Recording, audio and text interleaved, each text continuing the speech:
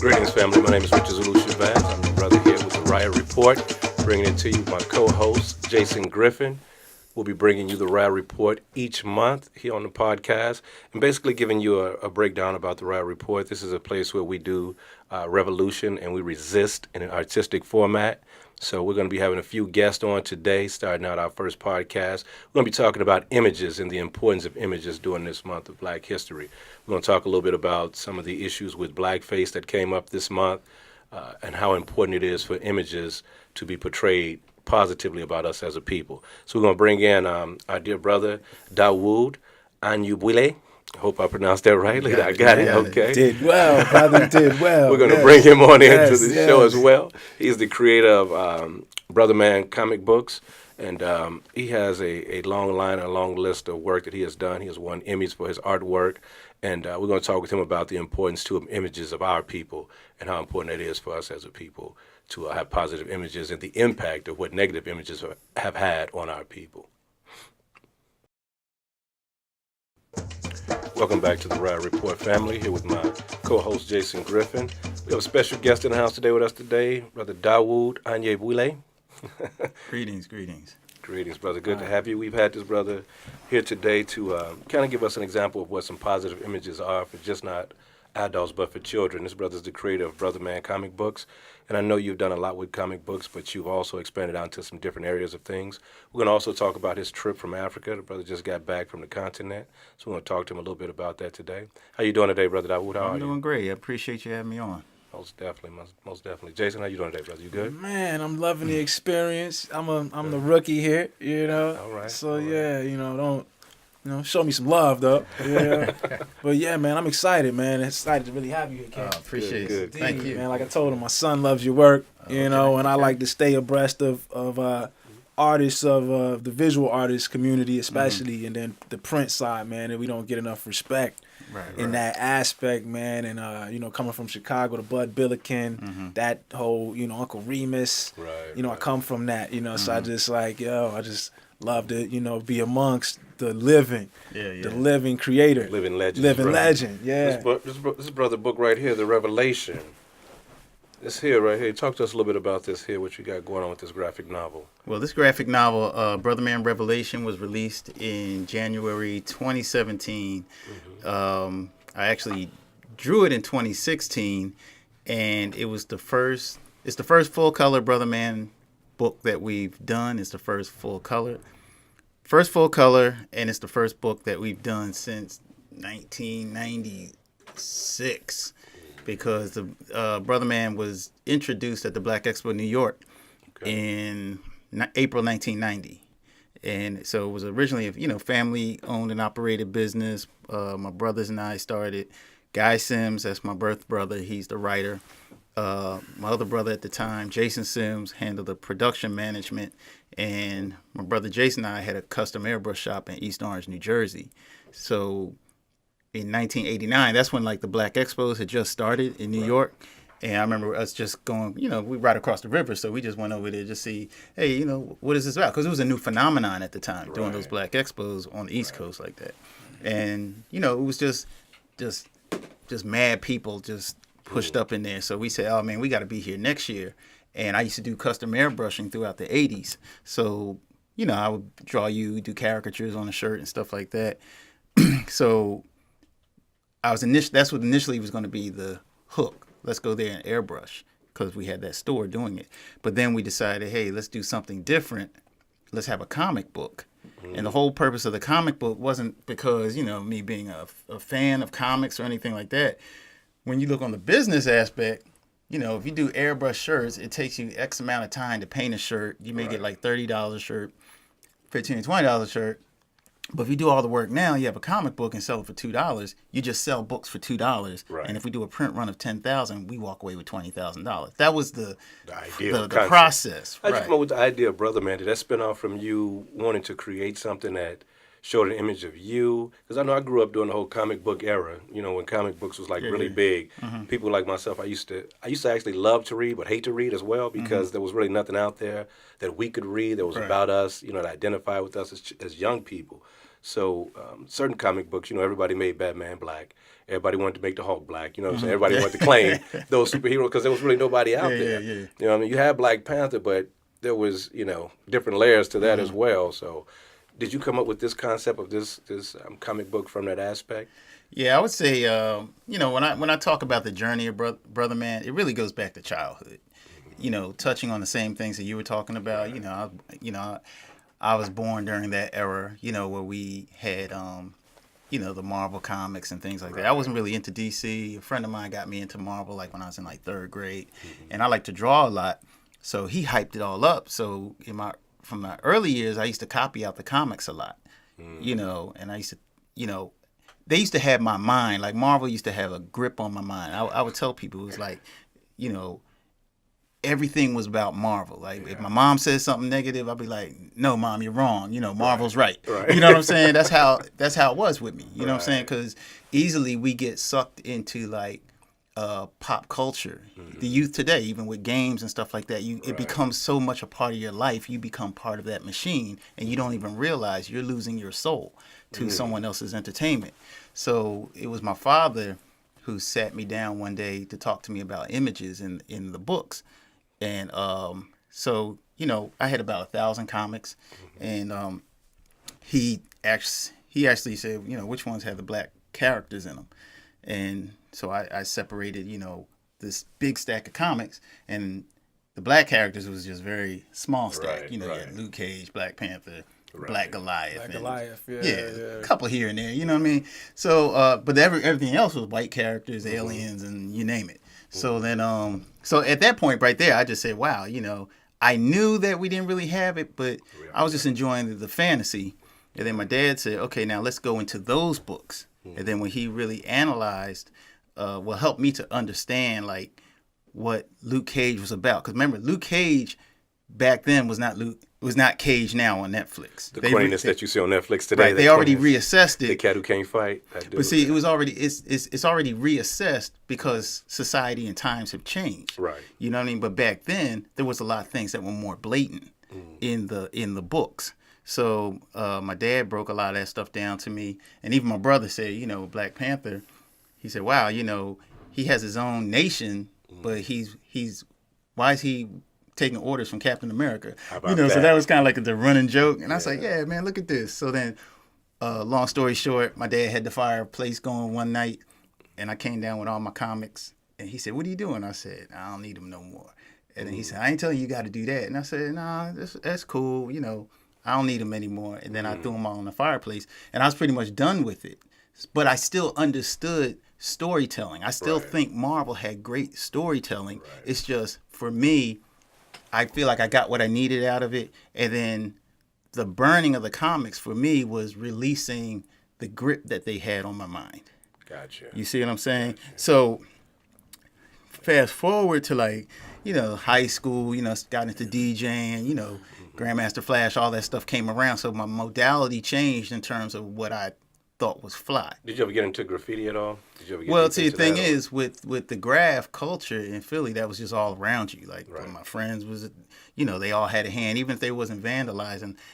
People just knew the style and you get into it. Yeah. You talked a little bit earlier about pop culture. I know you were just over on the continent. I saw you over there doing some art with the children and different things like that.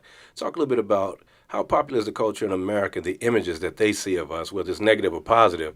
How much of an impact are we having on those children over there with the images that we're portraying from America to the continent? Well, I was only there for a week, so I can only talk about what I saw from the time that I was there and from the people that I related with. And the cool thing about when I went there, I got to connect with a young brother, King Mo, and he is he's like a young up and coming artist. He's connected to the hip hop scene over there. Okay. So he introduced me to a lot of the young people over there. Where were you at exactly?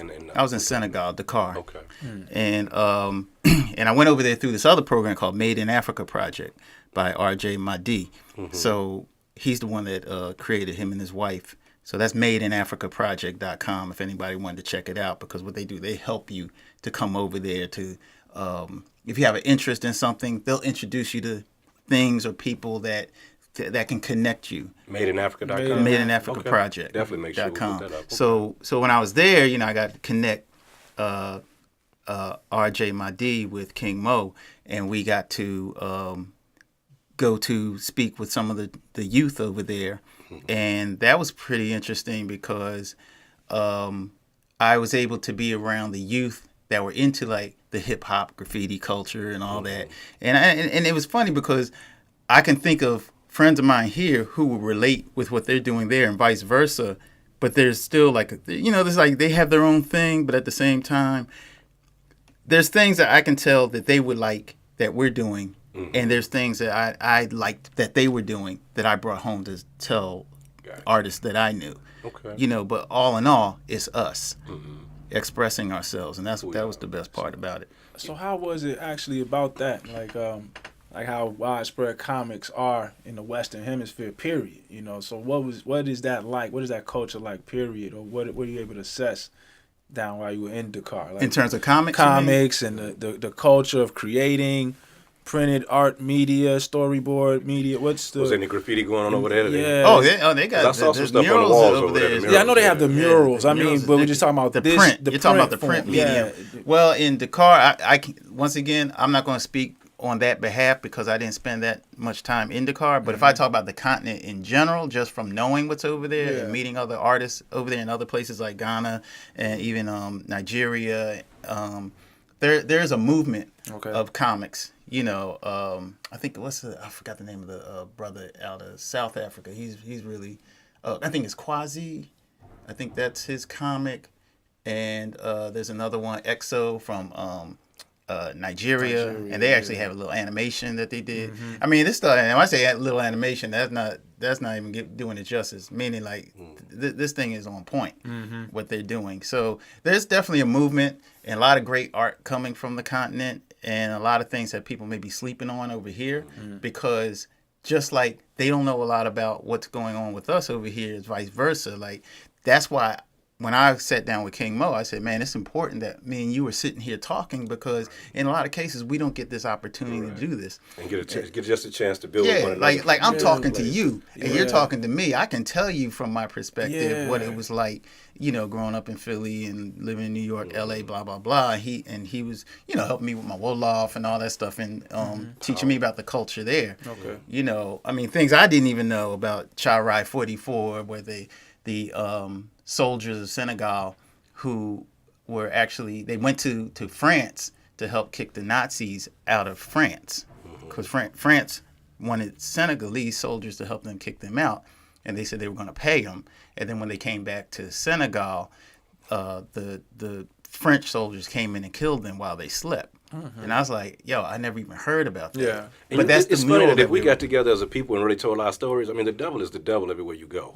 That's just my point all the time. But, let's kind of rewind a little bit since we're talking about the devil. Right. Let's talk about how the images of blackface, how that's come back up. And I know you were talking about the era you were born in earlier.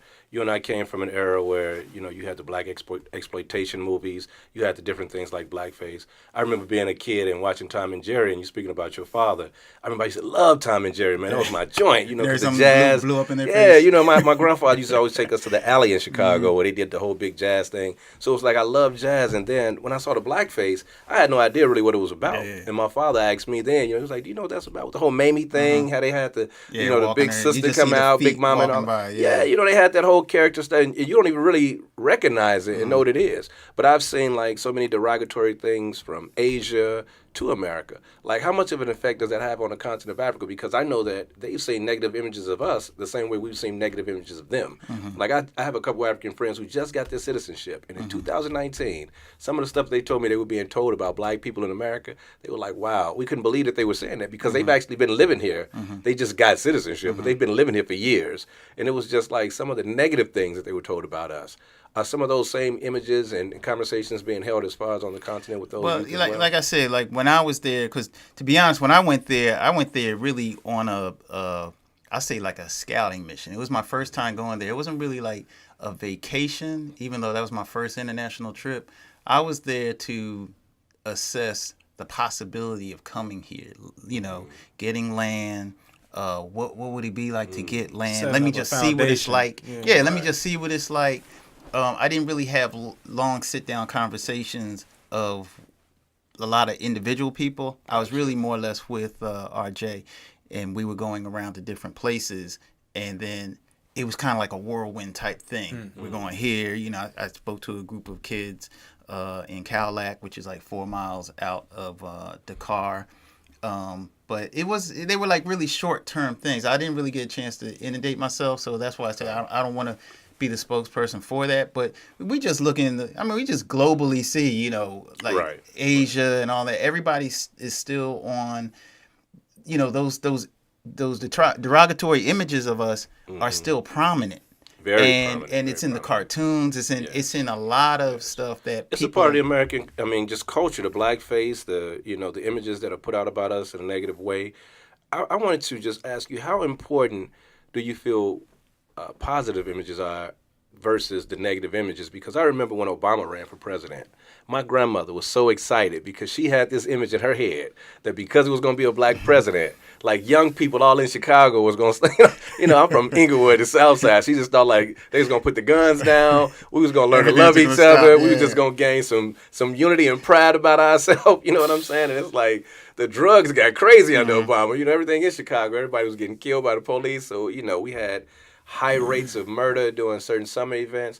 And it's just like, I don't know how powerful the positive images are as to how detrimental the negative images are. Because I know the negative images have an impact. But what about the positive images? Is that enough? The positive images always are going to make an impact. For anybody who says, like, it's just a record or it's just a movie, they don't understand, and for me, working in the television and film industry, I'm working with writers and directors and producers, and I observe it like they know exactly what they're putting in. Like, I can't just put anything in there if I'm working on a storyboard or whatever. That's not supposed to be in there. This character is not supposed to, if I say I'm put locks on this young sister. Oh no, she's supposed to be blonde. So you basically are saying, right, is that I've had side conversations with peers, and I'm trying to really stress to people, you'll have a artist, right, try to hip hop artist say, oh, I don't know what's going on in the backdrop with these images and this, and then I'm like, no, because art, right, is down to the detail. Everything. So there's no way. My wife's an artist. There's no way she's creating a mural and go, oh, I didn't know that was there. You understand? Every little detail is conceptualized and it's put in. Like with Brother in Revelation, there is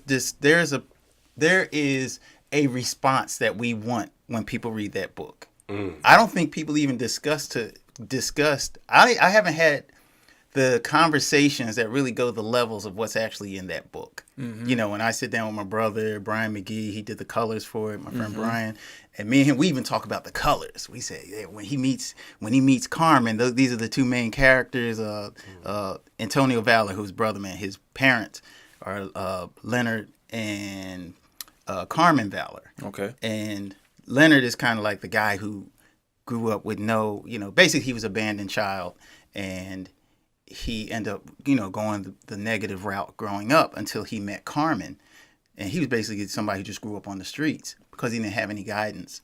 And then when he met Carmen, Carmen was a fashion designer, and she basically showed him family. Like, he never had a concept of family until he met her. You see what I'm saying? So even with her colors, we gave her gold because that was representing him finding the gold. But we don't say it in the comic, but it's deliberate. So somebody said, oh, no, it's just something. I said, no, we put that in there for a reason. Right. You see what I'm saying? So, and just get not even like he's saying about the image, the blackface, the Mayweather stuff. I'm just trying to stress to my people on sectors, like, we have to stop even giving them that attention. Well, divest and just concentrate on the ones that are just doing that work, because that is orchestrated. So you're already feeding in an orchestration. Look at how many shares come whenever something like it happens. That's what how I'm it's telling blown people. Up in the media. Yeah. But then if a new black business comes out, nobody really shares that at that level. Yeah. You see what I mean? So that's why I tell people I don't really spend time with that. I spend time talking about what we're doing. Got you. All right. What we're going to do, we're going to come right back in about 2-3 minutes here. We're going to take a quick break with the Riot Report. We'll be right back. Thank you very much. Welcome back, family, to the Riot Report. Again, I'm your host, Richard Zulu Shabazz, with my co-host, Jason Griffin, and our special guest, Brother Dawood. We're going to come back and talk a little bit now about we were talking about just how in the movies and even in books and music, certain things are put in there in a subliminal way. I want to talk a little bit to you about the movie Black Panther, since we're talking about black images in comics. The movie, to me, has some connotations in there that I felt, were implemented in that story. Some of the things with the government, the Jewish guy, the whole deal. How did you feel about that movie yourself, Black Panther? How did you see it as from your younger days of reading Black Panther and other books like that? How did you see it as the difference between the comic book and the movie? Well, actually, I had multiple feelings about it before it even came out, because I predicted, actually not just me, my brothers and I predicted in 1990 that what's going on now was going to happen, which is the mainstream companies like Marvel and DC. Like, after Brother Man comes out, this is what we were telling people in East Orange, New Jersey, who were coming to our store. We said, after Brother Man comes out, this is going to start a movement of black independent comics. Now, you're going to have a lot of like independents who are going to come out. They're going to start publishing. Then what's going to happen is the mainstream publishers are going to see what we're doing. Then they're going to look in their repertoire and say, hey, black people are getting into comics now. We have black characters. Let's push them to the forefront. You see what I'm saying? And then, there have been like black comic conventions since Brother Man came out. There's been a lot, like the black comic movement has been gaining a lot of momentum. The book Black Comics came out by John Jennings and Damian Duffy, and all that started creating more and more momentum. And it's being watched and observed. Definitely. So then, the people with the big pockets are going to say, well, we need to take the crown on this. Right. So to me, when they said Black Panther was going to come out, and somebody said, "Dude, are you amped?" I said, why am I amped about, say you have your own thing, and then somebody's looking at what you're doing, and they just have the money to basically do outshine exactly you. what you were doing and then anyway. basically it pulls it brings your audience right back to looking at the other entity as being the hero. Right. So now everybody's looking at Disney and Marvel as they gave us something. It's us. Right. You know what I mean? Your minds are grasped all over again. Right. Like when I was in when fifth you were grade. trying to in fifth grade, right? Trying to release yourself from it, and now they're pulling you back in by financing it to add more bells and whistles and make it hot and reach a larger audience. When we came out with Brother Man, people didn't even know it was a comic book at the Black Expo New York because nobody was talking black comics. Brother Man is the book that opened up that door where people they thought it was Prince, but at those shows back then, it wasn't black comic shows. People were going there to buy black products, African sculptures, some prints, some shea butter. And what's this? Is this a print? It's a comic book. I got 3 kids. Give me 3 books. Right. They weren't coming there to like a convention. Right. Now we have black comic conventions, but all that happened after that. So now let's talk about the content. So I already knew this was going to happen anyway, because if we just look at the black exploitation era, I'm not saying this because I'm a soothsayer. I'm just saying this because this happens in history over and over again. We have Negro League, and then next thing you know, everybody goes to I'm thinking Major League Baseball. Major League. Yeah. You see what I'm saying? Yeah. Then you get all the best talent. They move there. Then the thing you were trying to build disappears. Right. So now you could have had concessions. You could have had lawyers. You could have had a whole industry. It's gone because everybody wants to play in the better one. Right. And then the same thing add with that cream to the coffee and make it real weak. And then you look at the black exploitation era, which helped Hollywood. It saved Hollywood. Definitely. But the intent wasn't to build black independence. It was to just exploit and make money off it so they can finance it and make their movies. Right. So with Black Panther, it's like, this is like casting no aspersion on Ryan Coogler and the black team and all that. That's always going to be a great thing. Exactly. But it's Initially. great. It's great for them. Yeah. But what is it doing for the collective? I would love to know too how much of the writing that he did that got scrapped. You understand what I'm saying? Like how much did he actually put out there? But to me, it's like this. It's like it's theirs. Right. They can scrap whatever they want. Exactly. They can use one sentence of his, and there could be a contract saying. I mean, I'm not saying this is but what it is. But still put it on there as though like he wrote this whole thing. Yeah, because I mean that's the business of being empowered to do something. I could be empowered to do something and say, hey, I'm gonna use a white face here, and I'll have him use one sentence, but then I'll give him all the credit because I want that audience. Right. he can That's how get you said mad, you but it's couldn't like just that's what you add- signed just on couldn't to. add locks to somebody if it was a blonde character and they wanted that particular type of character. Right. You got to stick with it, even though you know in the story it wouldn't matter if you changed the image or not. They want to stick with a particular image. Yeah, so the thing is, we get because we've always been getting excited about like, hey, there's a black princess now. Disney gave us a black princess. Such and such gave us a black this. It's like, why are we always getting excited because somebody's giving you something, and then there's people who do have a black princess or do have this, and then but they don't get the exposure like we were saying, like the Gucci ad or whatever. Or these companies, they do something negative and they get mad exposure. And it's like, wow, we could have gave a black company that exposure. It's almost how they that's do literally their. doing It's it. actually like how white companies, to me, how they do their biggest amount of advertisement. What they'll do is they'll deny us the opportunity to wear something or to come in their store to buy something. The next thing you know, we make such a big deal about it. They got all this free publicity. Then they go, okay, well, we'll allow it now for you guys to come in and shop. Then we go spend all our money with them, and it's like, wait a minute. So I got a question how did though they to do my that, people, you know? even live. I mean, corporate structure is in blackface. Right. Period. See, and that's what I'm trying to get. We have to pull that veil and get Negroes to accept that are in corporate America, thinking that they're on the urban development team or they're on the ethnic affairs committee. No, they using you. This an orchestration. You're getting Well, let's just go manipulated. past corporate and go into the politicians because they're being used for everything that's going on right now. When you're talking about the gentrification of our communities, who's leading the way? When you're talking about the fourth ward right here in Atlanta, who's leading the way? Who's opening up our community?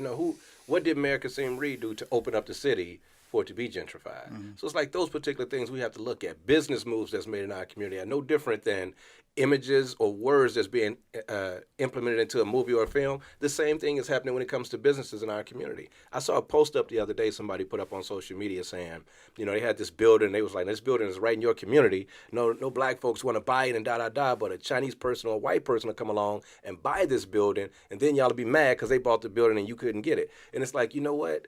There are black people who want to buy that building. You understand what I'm saying? There are black people who want to do it. They may not be in a financial situation to be able to do it as easily as somebody who's European or somebody who's Asian, because those particular communities come here with something as well. Like you hear people say, why is it that black people can't do as well as the Asians or the Mexicans, They come here with a government being backed by a government. We're backed by nobody financially. They say we're $1 trillion industry in this country. All of that money we've made from the ground dirt ourselves. Nobody has come over here and saved us. Like, I respect my people on the continent, but I always tell my African brothers and sisters, there were no African warriors that came here in the 40s, 50s, 60s that helped us fight. There was nobody here in the 1800s, the 1700s, the 1500s. There were warriors that came over and helped us fight. We had to do that ourselves. Right. There's a reason you could come here and get citizenship and take advantage of the whole capitalism system in America, but we can't just go back to Africa still to this day. We're talking about just basic stuff like citizenship, ownership of different things. There's so many things that we still can't do even on the continent as a people. Yeah. So even when you were there on the continent, when you were talking about buying different things like that, how did that conversation go on the continent? Because those are some of the things that I still wonder, like, how do you do it? Because I went there to look into seeing, first of all, how is it done? What is the environment like? Can I adjust to this environment? In terms of coming from here, going there, and some of the questions that you brought up as well. So, like I said, that was like a first trip for me. Like, I think for something like that, I have to go back. Again and again. And plus, at that time, I was not familiar with the language. I'm kind of trying to learn as many languages as I can. So I had to have somebody, navigating and helping me get through that. That affects your perspective on something because you're not talking to people direct. You're translating with people. So bringing up languages right now, you're speaking, you're learning languages and different things like that. How important is it for us to be mindful of the fact that we don't have like our own direct language that we speak as a people? And I remember hearing Dr. Amos Wilson talk about the English language as being a language of war. He said as long as we were speaking this language, we would always be not only at war with everybody else in the world, but at war with each other, because that's what the English language is. It's just the words itself and the connotations, the energy behind it is all about war. Yeah, it's an antagonistic language. So when you're hearing now about these Asians, the Chinese coming to Africa, coming to the continent so strong, they're actually making it now. Some of the African children can't even learn their own native tongue, but they have to learn Mandarin.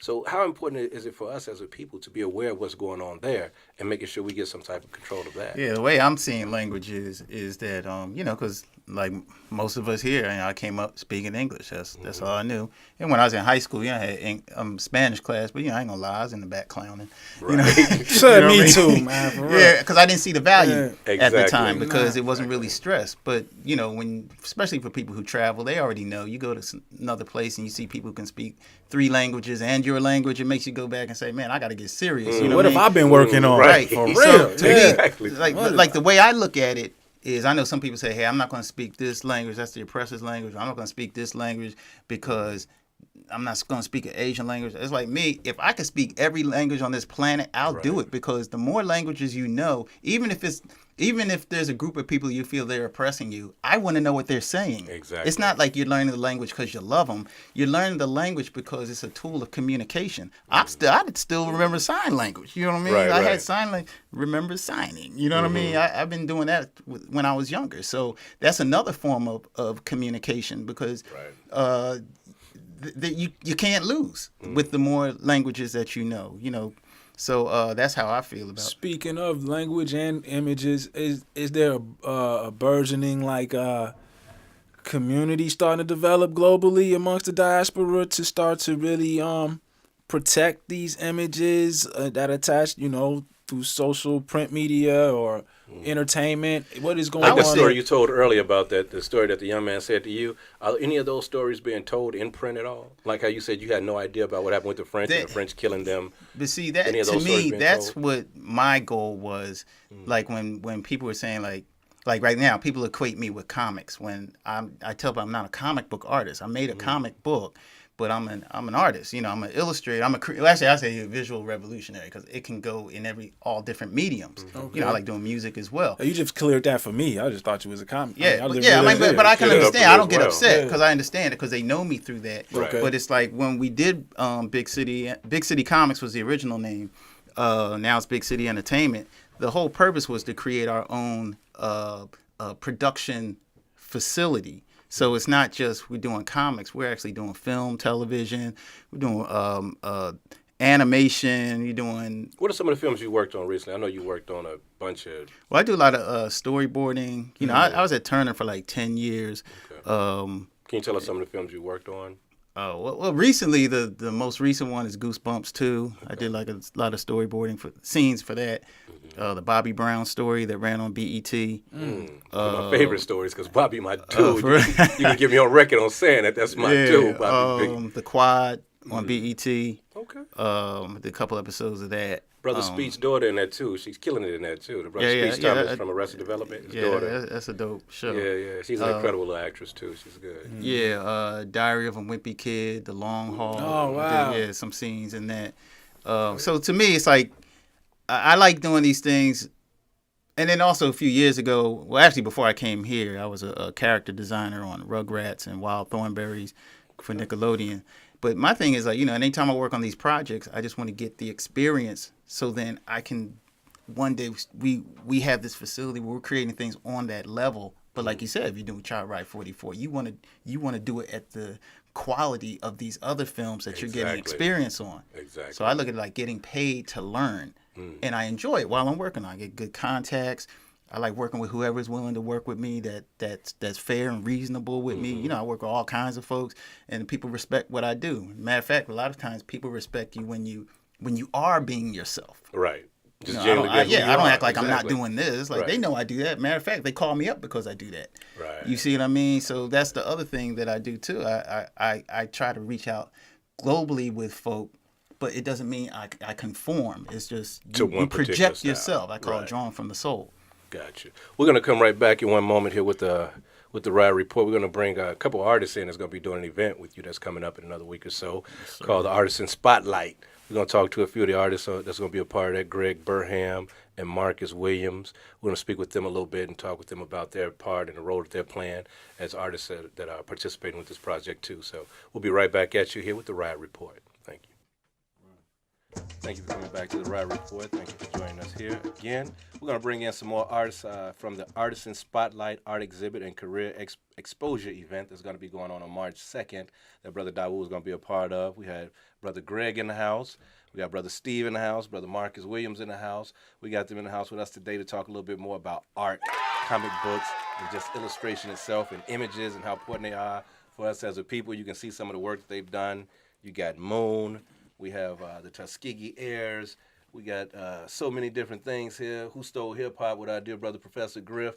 Got a bunch of different images on some of these comic book strips here. Talk to us a little bit about the images and how you all came about. I know you were just talking about how you admire Brother Dawood for the work he did and how seeing Brother Man comic book inspired you. Talk to us a little bit about that. Yeah, definitely had to give my props out to Dawood, man. Starting off the Brother Man series back in the days, back in the early 90s.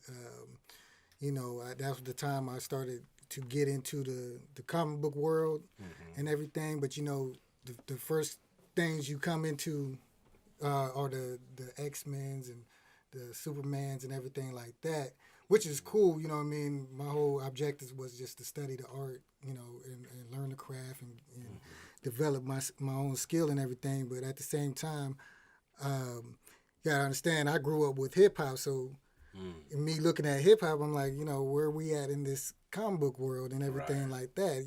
I need to see myself in the comic book world too, so going to the comic book store, and this is in San Diego, I'm from San Diego, Southeast San Diego, going to the comic book store and seeing Brother Man comic book there, I was like, okay, we here, you know what I'm saying? So we do have a place in the comic book world and everything, and, I can produce my own comic book characters as far as black characters and everything, because I knew that I wasn't a type of artist that wanted to just piggyback ride on somebody else's art, doing the Spider-Mans and Batmans.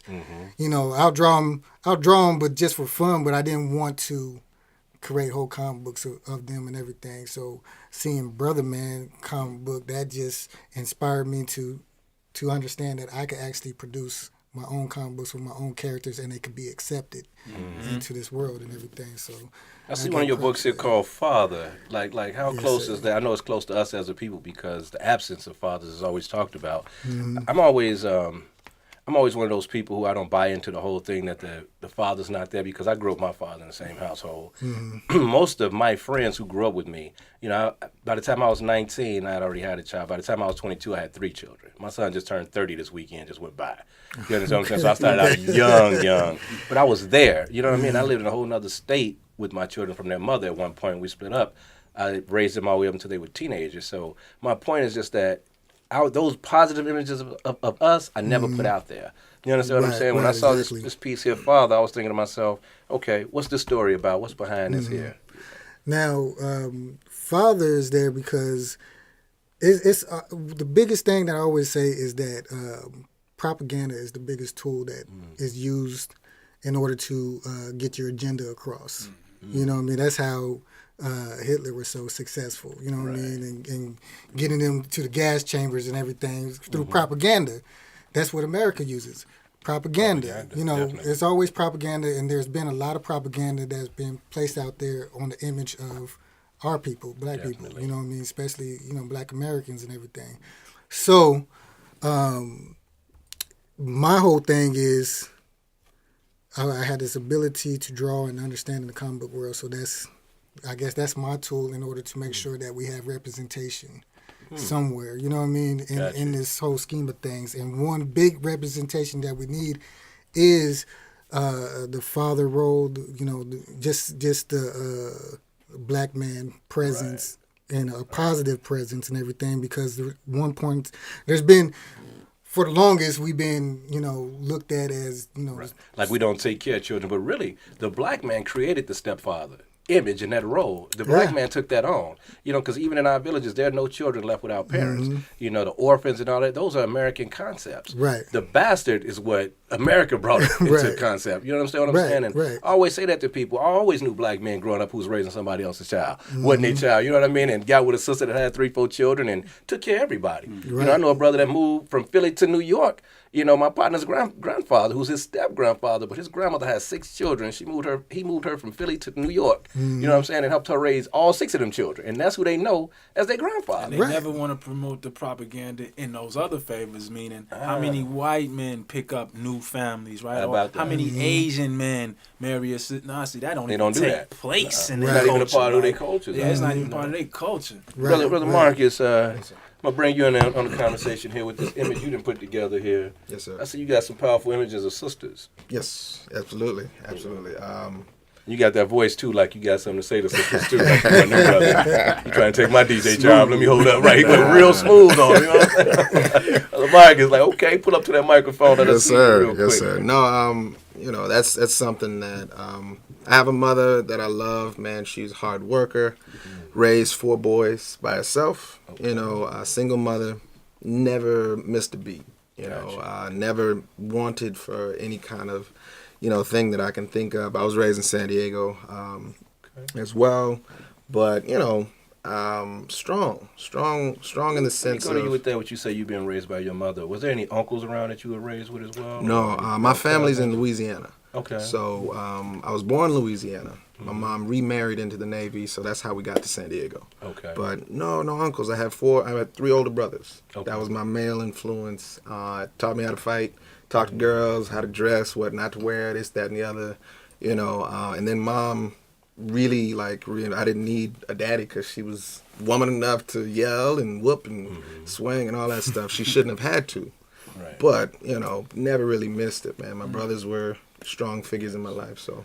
Yes. Yeah, and I think you can't miss something that you've never known. So when I hear brothers make those excuses, you know, because I've heard brothers say, I just feel like if my father would have been in my life, I wouldn't have did certain things. You know what I'm saying? And I mean, until my mid-20s, when I joined the Nation of Islam as a young adult, I was a nigga you didn't want to talk about. You know what I'm saying? So I'm like, I grew up with my father in the same household. Right. And sometimes with growing up with a father who came out of those conditions of the 60s, the 50s, and the 60s, it wasn't no, you know what I mean? It wasn't no huggable moments like that. My father wasn't Dr. Cosby. I'm going to say that. My old man wasn't Bill Cosby. Clinical PTSD. Right, you know what I'm saying? Like, Straight up. yeah. My old man slapped you so fast, you know what I'm saying? Like, you got good. When I took martial arts as a young person, nobody could hit me because I grew up with a father. You know what I'm saying? It was like you couldn't be fast enough to hit me. I grew up getting knocked out. So those particular things like rung into me when I hear people say that, you know, well, I didn't have my father around. I'm always interested, like, was there any other men around? Your coach, anybody like that actually took some time out with you as well. So Yeah, it was unique for me as an artist. A lot of artists are introverts. Not even knowing what that was as a kid. You know, my brother that was like maybe 2 years older than me. As soon as we got to that sweet, that middle age part where he's like, "Nah, man, Marcus, you can't come. These are my friends." right. While that it stung a little bit, I was like, you know what, man? I'm going to the table. I'm gonna draw me some characters. I loved video games, animation, and that's where I got to vibe and build my my meditation moment. I didn't know what that was then, but it didn't really affect me because as soon as he got back, everything was cool. We just jumped back on. I'm like, yo, check this out. Look what I drew. Look at this. And we just, jumped right back on. But, learning how to fight, talking about, comedy. That's where I got my comedy bone from, man, watching In Living Color with all my brothers. Right. So it was unique, in that sense. But I never really missed it. When my dad would call, him and my mom was like completely, there was no reconciliation. My mom didn't want us to talk to my dad. Okay. So when he called, he was like, I love you. I was like, I don't know who you are, but okay, love you too, man. That part. And literally like until like maybe a week before his death, he came out to Atlanta and was like, I want to meet my sons. Wow. Just out of nowhere. And I'm like, cool, I'll come say what's up to you. And it was like literally missing. It was like meeting a brother that I never got to live with. Wow. He had all of the personalities of my brothers in him. Wow. But, he was literally like probably diagnosed like 2 weeks left to live, and so that was the last time I got to see him, but it was cool, like really cool to meet him. And I'm like, oh, that's where. Did you hold any ill feelings towards him? Or anything like that? No. I mean, when I say like meeting a cousin you never met, meeting a family member at a family reunion that you've never met one time in your life, and then actually feeling familiar around that person, saying, wow, this is cool. There's some kinship here. Yeah, I would have. I mean, instantly, I was like, I wish I could have grown up, with this man in my life. Now that I'm getting to meet him for the first time and see, this is super familiar. That's my brother Michael. That's Sean's comedy. That's so and so. Everything was familiar about him. But that's the stuff where when I got divorced, I got my kids from my marriage. Okay. So that kind of thing where you're raising the kids, man, you don't want them to miss that presence. You understand? Yeah. So I mean, in my art, whatever I draw, if it's females, if it's young Tuskegee Airs has a cast of young teenagers. But the leader of the team is Ayana. She is a teenager.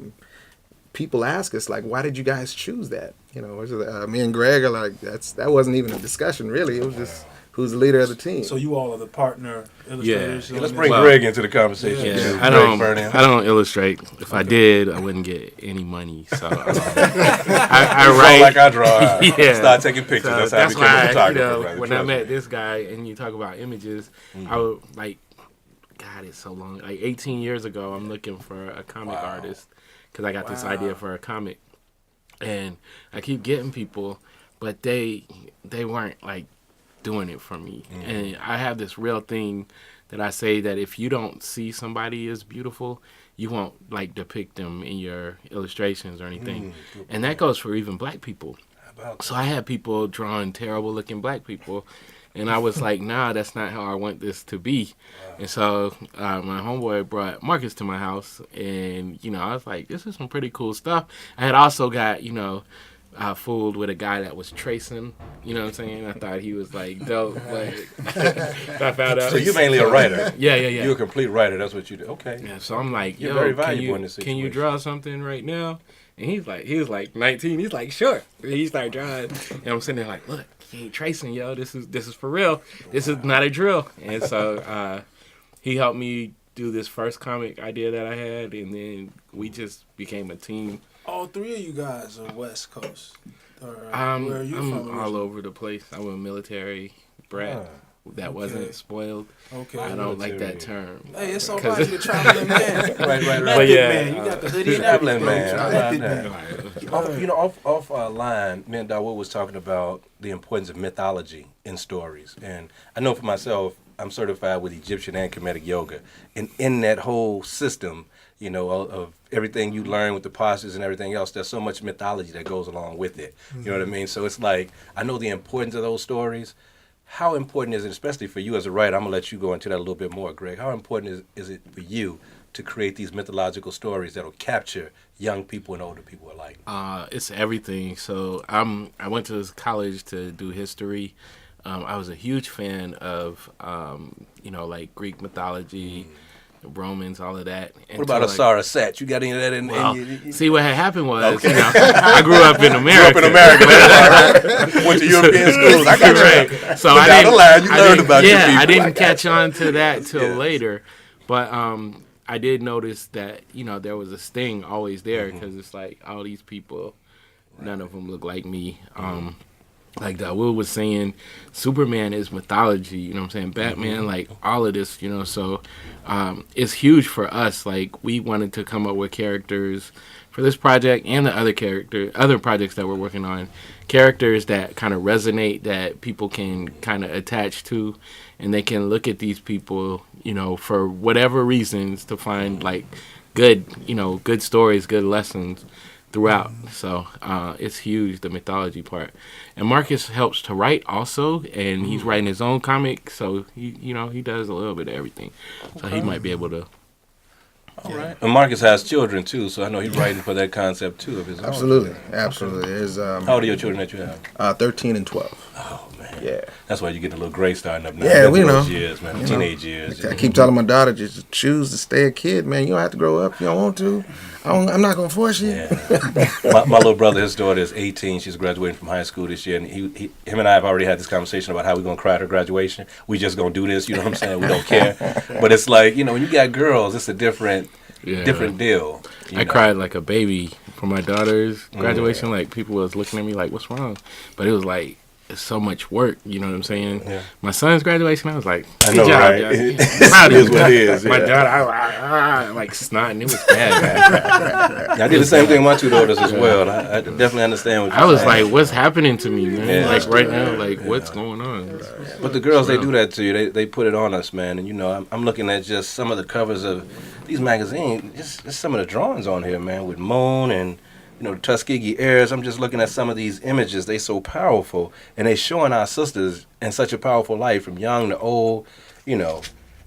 Like, this is warrior sexy without even having to say it. You know what I'm saying? Like, how do you come up with these concepts like that when you're drawing? Like, these ideas, what are images that inspire you? You know, because there wasn't a lot of black, beautiful images on TV when we was young. print ad, I tell you Yeah, that. how about Newport that? cigarette. Yeah. How about that? My whole thing is that I see it. You know, I see it in us all the time. I always say that we're the real life superheroes in real life. You know. I can tell by your characters, though. You've been watching some MGTs and some FOIs. I can tell by these characters you putting together, because you got some real warriors on there. Yeah. You know, just taking all that, elements and everything, and representation of us and all that, and just like going back to the mythology stories and everything, for our culture and people and everything. Those are the stories that I draw. Meaning that, you know, I don't have to try to figure out anything when it comes to creating storyline and everything, because we have our own storylines and everything. Right. We have our beautiful sisters. I mean, there's no other female on the planet that is better than a black woman.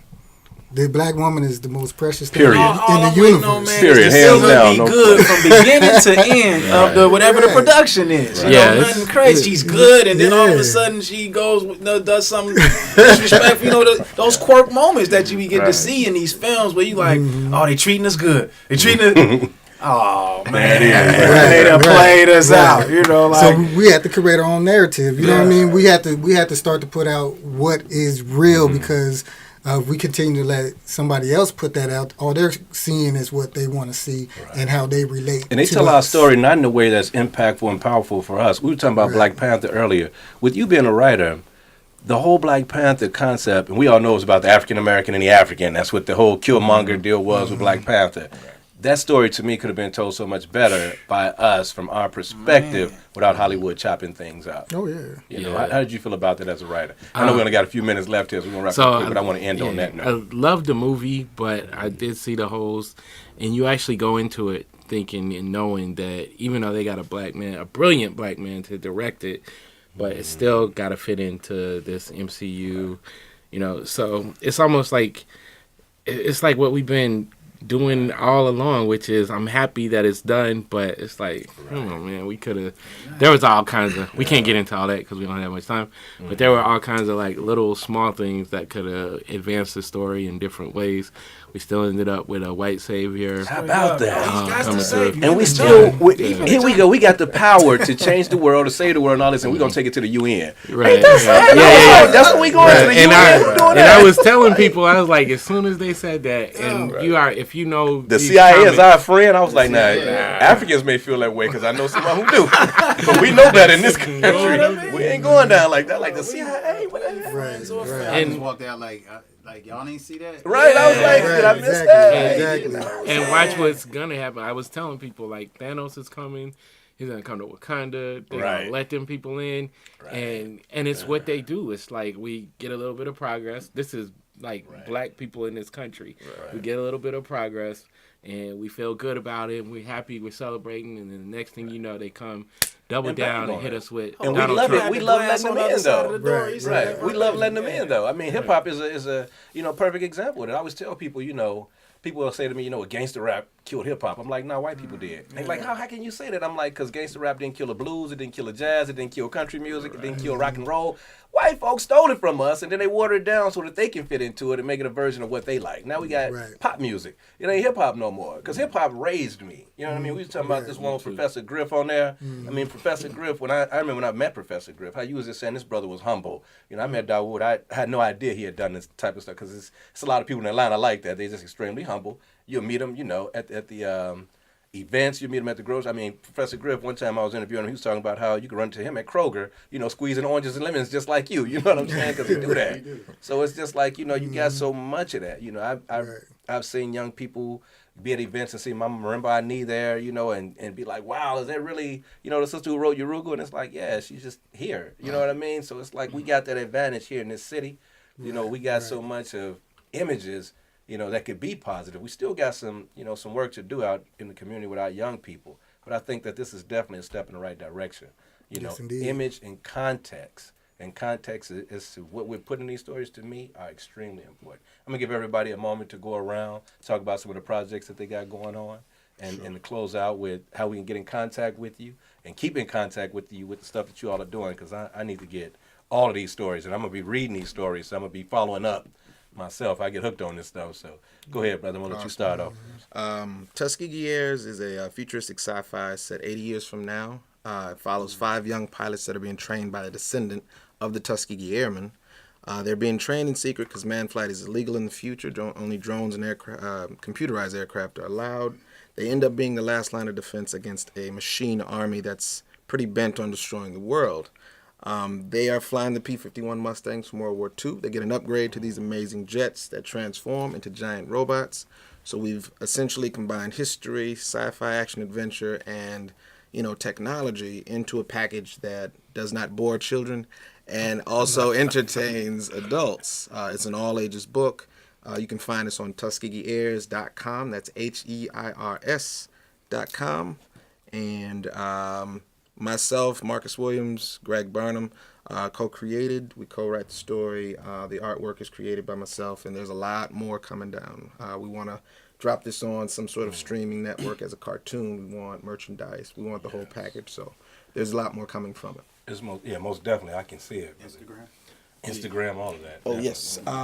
Tuskegee Airs is on Instagram. My art. I do a lot of other fan art and things of that nature, character art. I am Marcus the Visual on most social networks. Yep, and then my Instagram, all that stuff that Marcus just said.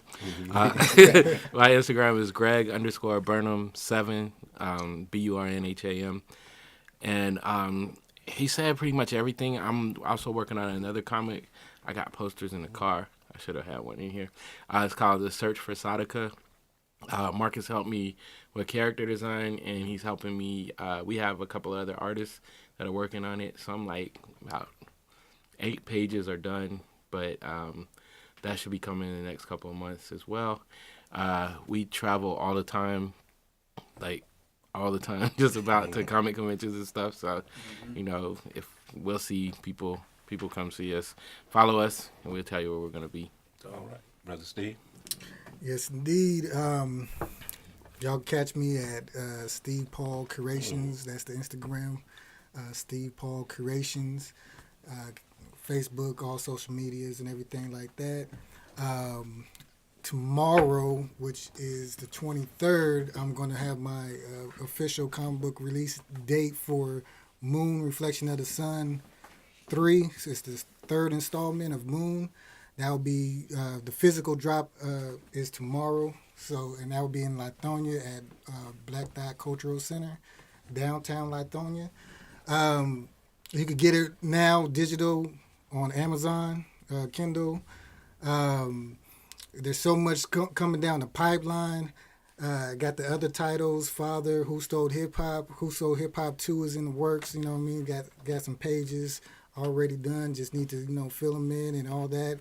So that's coming down the pipeline soon. I got a whole lot of things coming down the pipeline.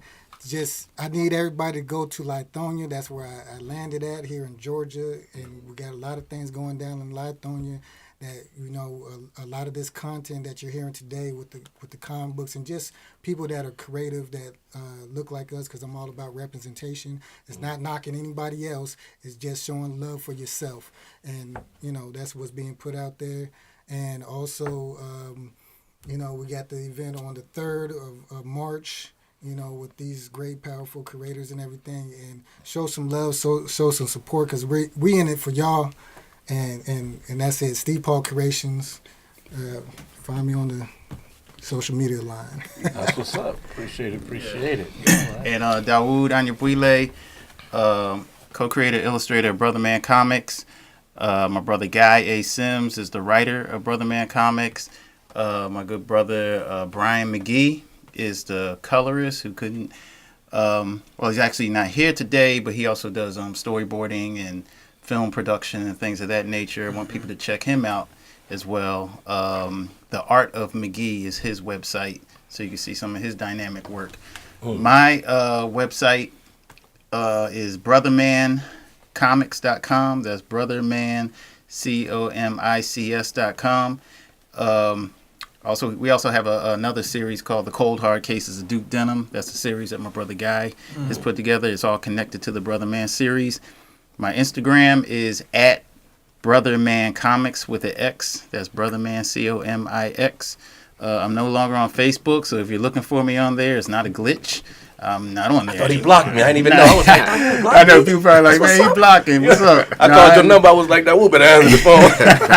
No, I'm not blocking, man. I'm just avoiding the I'm just not being caught up in it anymore. Gotcha. It serves its purpose, but I think for me, that has kind of come and gone. But and for the event on March 3rd, you can get more details at mosaicmindsartacademy.com. And that is a fantastic art academy that's run by a sister named Summer King. And yes. And for a lot of people in the Atlanta metro area, because a lot of people always ask us hey, can you teach my kids how to draw? Or they're looking for an art school. This sister, she has it. And we're going to have her on the show. And what's great, and what's great about it is that she doesn't just focus on art. She focuses on art history. Art history from the perspective that's going to inspire a lot of the children to see themselves. And that, to me, is the value. Because that was one reason why I dropped out of not high school. I graduated high school. Dropped out of college. Is because I got frustrated with art college. You know what I'm saying? So please, we'd like to see you come out, and there you go. Yeah, it's a free. We got to drop that. It's a free event. Y'all. Free event. Yes, there's no $3.99. Yeah, but come out to buy some of these books and magazines and merchandise for your will children. Will be there. Merchandise will be there. Come out there, take donations. bring the children, definitely. And I'm gonna let my co-host here, Jason Griffin, put in a few last words for us. Really, man, content, man, more and more content. I just really truly inspired. I just more and more heads, and I was like math. Obviously there are brothers in other states, and this is brewing. YouTube, I just want the anime narrative to change, the comic narratives to change, and have something to really transfer to my sons and daughters where they see themselves shining from beginning to the end of the book or the film. Right. That's it, man. And just salute what you all are doing, man, because it's motivational beyond measure, really. We definitely salute all you brothers. We thank you all for coming down and joining us too. Again, I'm your host, Richard Zulu Shabazz. We thank you, family, for joining us again here at the Riot Report. We moved off the radio to the podcast so that we can be a little bit more open and get a little bit more information out there to everyone. So we appreciate you joining us. And as always with me, please stay black till I get back. Peace and blessings.